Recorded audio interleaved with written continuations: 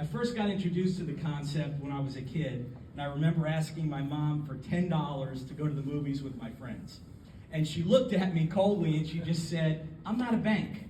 If you need money, you need to earn money." And I said, "But Mom, I'm 10 years old and there's a minimum age to get a job."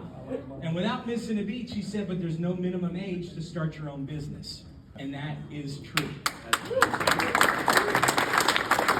It's a fundamental thing about human nature. We all really want to just grow up to be happy and successful based on our own definition, yet so few actually achieve that.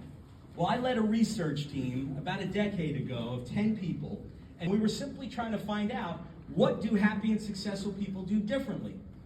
And I'm going to save you a lot of time and a lot of money, and I'm going to boil it down for you right now. See, it has nothing to do with who you know or what you know or where you live. It really doesn't have much to do with your family life growing up. It doesn't matter whether you grew up rich or poor or middle class. It doesn't even matter how far you went in school or the skill sets you acquired throughout your life. All of those things are really just surface attributes. What we discovered are the true traits of happiness and success is how a person thinks, their mindsets. And in particular, we identified 7 mindsets. And today, I'm proud to say we have a company that teaches 5 million kids around the nation from preschool to 12th grade these 7 mindsets. And one of my favorite interviews is I got to interview someone you might know by the name of Sir Richard Branson. Some of you might recognize the name Richard Branson. He's the founder of all those companies that have the Virgin name, right? Virgin Airways, Virgin Records. I love the interview, but I'll never forget the last question and answer. I said, "If you could live your life over again, is there anything you would do differently?" And he looked at me and he said, "Yeah, probably 2 things."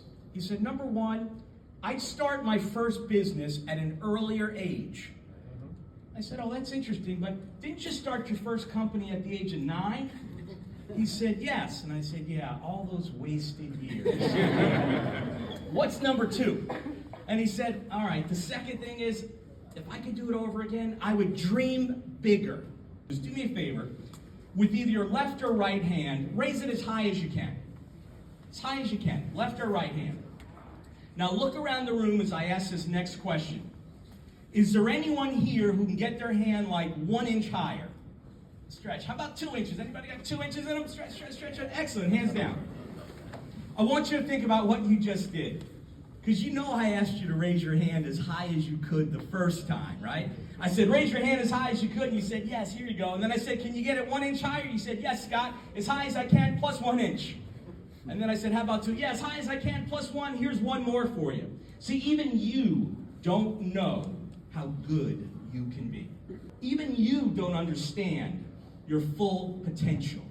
And entrepreneurship and innovation and creativity reminds us that we can have breakthroughs just with a little bit extra effort. So I want to encourage you all today to just have a little breakthrough today. A little bit extra. Push yourself a little bit harder for entrepreneurship, for innovation, for the next generation. Thank you very much. Have a wonderful day.